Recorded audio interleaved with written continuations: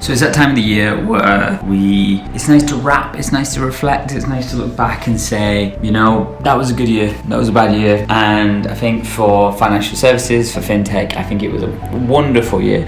I think companies like Monzo really proved how amazing they were. I think a lot of terrible companies have come up off the back of it, but that's natural for when things start to work. You start seeing the big businesses trying to compete with companies like Monzo and Starlin and Revolut, and it's been a wonderful year for all of them. It's not a zero-sum game either, so it's not Revolut versus Monzo. This is part of a movement, and it's really good for everyone. I think wealth management has come a long way as well. I think people are starting to become more familiar with this idea of actually I can create a savers pot that allows me to then invest in the market without having to learn an enormous amount or take enormous amounts of risk with much money at all. But it's starting to look really exciting, and having been in this area for say the last 3-4 years, the amount of progress it's made is so exciting. It's so exciting. And if you look at what Elon Musk is doing for electric cars, it's fair to say that some of the guys who are currently heading up these companies, like Tom at Monzo, these people could be compared to Elon Musk, but what they're doing is financial services, so it's just not as sexy, is it?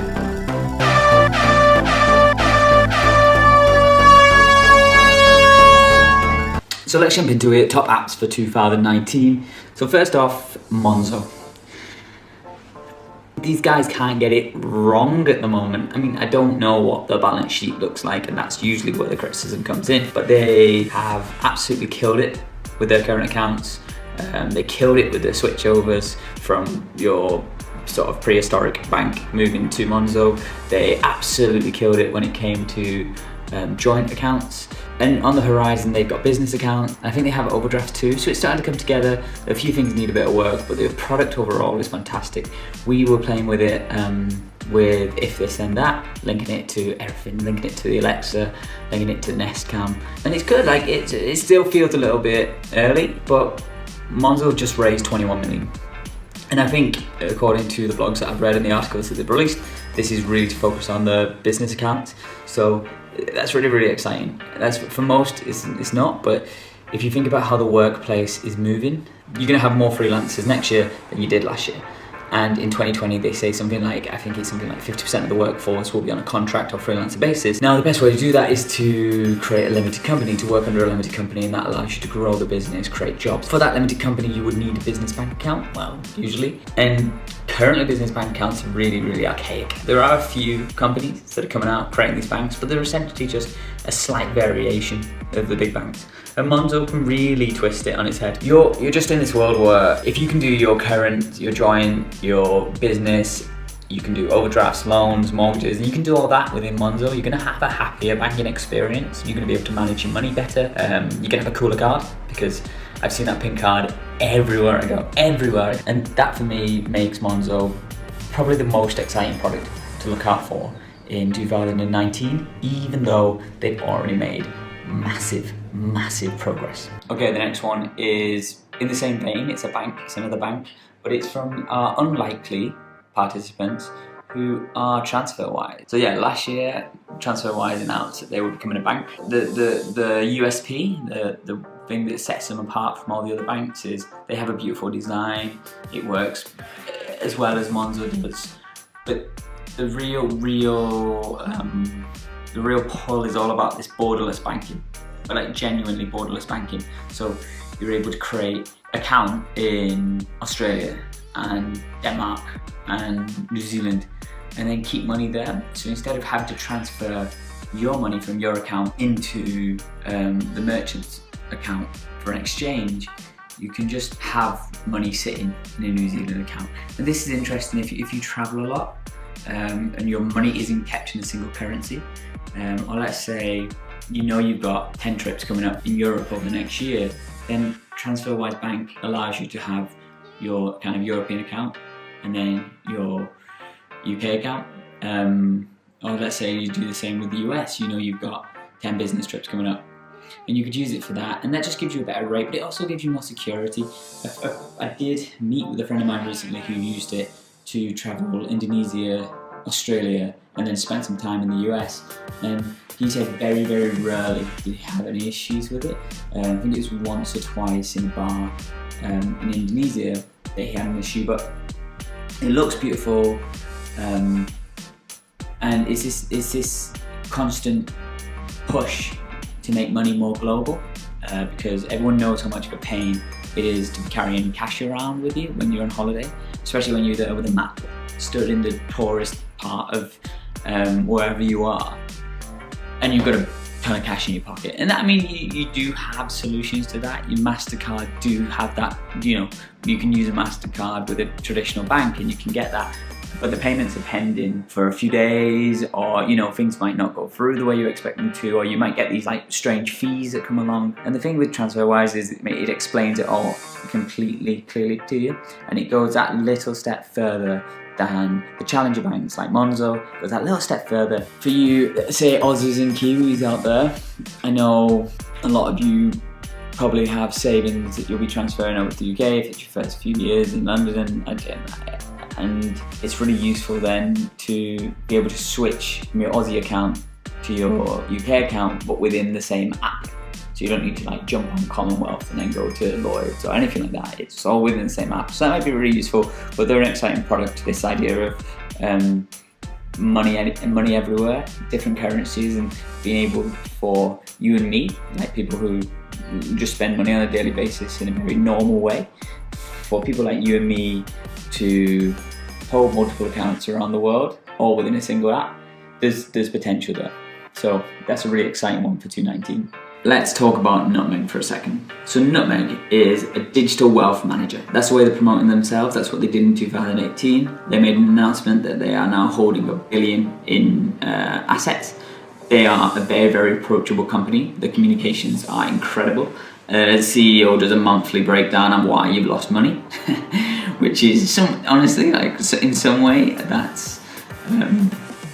I think if you can communicate and kill the ambiguity, the markets go up, market goes down. That's the world, right? It's all about timing. But he communicates and you feel that accountability. They're a very good company. They have recently done a campaign around. They've done a campaign around ethical investments. So they make sure that the things that your money is going into is not just profitable but also ethical, because nobody wants to be accidentally funding terrorist organizations or human trafficking, right? So that's really good of Nutmeg to do that. There is problems, and this is what scares me with Nutmeg for 2019, and this is for me the biggest problem. As I run a marketing agency and a design agency, I can't help but feel the messaging is entirely off. I've been looking at the tube ads, which are obviously expensive campaigns, right? So they're spending a lot of money, and that money comes from profits and what they can reinvest into the business. So that's what they're spending the money on. And I've spent a lot of time researching this company, understanding this company, looking at the team behind it, how it started, what the mission was, and then looking at the roadmap and what it is for the next few years. And the advertising and the way of acquiring new customers, the messaging is too complex, way too complex. You have a few seconds to look at it on the tube. You want to get it straight away.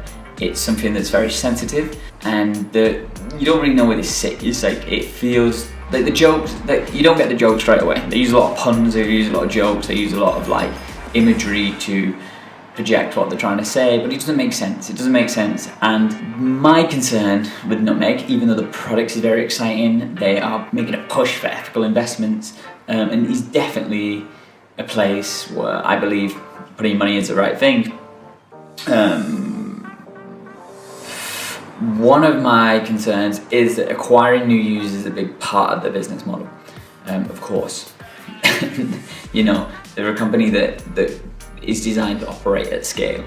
The marketing, current branding, is just a little bit off, and it confuses things. So for 2019 bet, I still think this is the best wealth managing app on the market. I think it's for many reasons, like accessibility, for communications, for understanding. It really holds your hand and walk you through it. I do think it's very, very good in that way. My worry is that if they spend a lot of time focusing on acquiring new users, then where does that leave the business priorities? And if the current ads that I've seen don't acquire a lot of new customers, are at least enough to justify the amount of effort that's gone into it. So as a result, I do feel like even though it's very, very good, it shows that there's still an opportunity in the market for a company to come in and get it absolutely right. There is no Monzo or Uber or Tesla of the wealth management world just yet. However, it's going to be an exciting one for 2019, and I would definitely suggest you taking a look at it and get a little bit of understanding behind it. Okay, the next one is a bit different. It's not a bank, it's not a wealth manager, and by no means am I pushing cryptocurrencies here. But I do believe that some sort of tokenization, some alternative currency is going to have an impact in the future in some way. Because there's so many efficiencies to it. There's also inefficiencies and regulation issues, but we're starting to see the beginning of it. That's what I believe anyway. There's a company called Coinbase, which I'm sure that anyone who's looked into cryptocurrencies ever is familiar with. Coinbase are pretty much like the guys, right? Like you're like, how to buy Bitcoin? Boom, Coinbase, right? So Coinbase made so much money, like billions, that they had to go spend some of it because that's how business works. You can't hold too much cash, right? And also you get taxed on it. So Coinbase have decided to buy a ton of companies, right? So one of them, which is really, really, really exciting, is they have bought a company called Earn, which allows you to basically earn Bitcoin whilst doing things, right? So it's all like action-oriented earning. I'm sure behind it all you're training some sort of algorithm or some AI, but they put a real incentive on education, communication, attention bidding, which is where you essentially bid for somebody else's attention. So if I want to send you a message and your WhatsApp is like full of like 50 messages that you can't find the time to reply to, I can bid. So I can give you a couple of coins and you go, oh, cool, all right, I'll text him back. It's kind of weird to think about that you would have to pay for your friends to communicate with you. They're making a lot of effort to educate people about cryptocurrency and make it valuable. They've done many acquisitions. I'll put a link or maybe a list here, I don't know. I've decided when I'm editing it. But they've done a ton of acquisitions that allow them to be much more multifaceted. They're not just an exchange. They don't just have to like go there and buy it.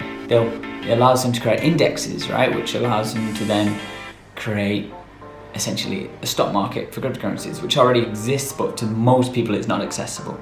They've upgraded the Coinbase Pro, which is essentially a bit more of a sophisticated place for exchange. We're just going for industry, and then they've upgraded the user side of it, keeping that simple and absolutely nailing it every time. Beyond that, they have tons and tons of acquisitions and tokens and all these things that they're creating on the side. So these guys are my pick for 2019 because one, the reach. I think the reach is exceptional. They are well known, the brand equity is huge. You know, they already have a huge user base. They've taken over a ton of investment management firms that have been running for 20, 30, 50 years, and they've done it in a 3-year period. And really, they've got a ton of cash, like a ton, like loads. They've got a ton of cash. They've got a ton of cash. Like, they have to do something. Last, but by no means least, in my top 5 for 2019 is a company called Curve. So I do actually have a Curve black card that I'm going to look into in the next few weeks. And the reason why I like Curve is because we are getting in, everything's really busy, right? Everything's really busy. So we are getting all these competitor banks. We're getting all these new card things. I'm seeing adverts on a bus for a bank that I still, even though I've seen it like 5 times, I still can't remember the name of. But the slogan they're using is "Move over Monzo," which is an incredibly badly placed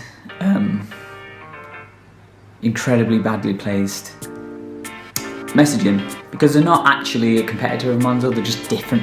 They're a different product, and that's what I mean. All this noise is starting to form, and no one really understands what this is. So you default that it's a bank. So you see, not maybe you're like, oh, it must be a bank. You see, well, Simple, you see DeGiro, you see N26, and you see these things, you're like, well, everything must be a bank, right? And what Curve has tried to do, and I think that Curve is way beyond its time here, is Curve has forecasted for that problem. And with the new black card, you can put your Amex in there, but this is how it works, right? So you've got, let's use some colored post-its. So you've got your current account, and this is with Lloyds. You've got your business account, this is with HSBC. You've got your running around, going on holiday account. Let's say you chose Monzo for that one. And then you've got a business Amex, a business credit card here, right? All these are very, very different, very, very different. They're all in different banks, different apps, and it all gets very complicated. What Curve allows you to do is take all of these and put them all into the same one. And what it does is it allows you to put them all into a single card. So you take all of these and you mush them all into a single card. The exciting thing with this is it means that the more we step away from carrying lots of cards, lots of apps on our phones, and we can just go to this one thing, and it means that all these companies are allowed to do exciting and massive changes, whether you're a big traditional bank or a little startup, and then it all funnels into Curve. So one, the convenience is you only have to carry one card around. Two, you can change payments. So if you made a payment on a wrong card, you can switch it back to another one, and you couldn't do that if you had 4 very disconnected banks. You couldn't even do that if you had a credit card, a debit card, and a business account with exactly the same bank. So that's exciting, but I also think that they're moving into different spaces, and the amount of data that they collect because of all these purchases across all your cards, it allows them to create better banking solutions and more personalized solutions. And for me, that's why it's really, really exciting. Okay, so that's my choice for 2019. I hope you really enjoyed it. I hope you go try some of the things out. Let me know in the comments. Yeah, I hope I'm right. But I am really excited. We're gonna go real far, real quick. A lot of new companies coming out. Let's see where it goes.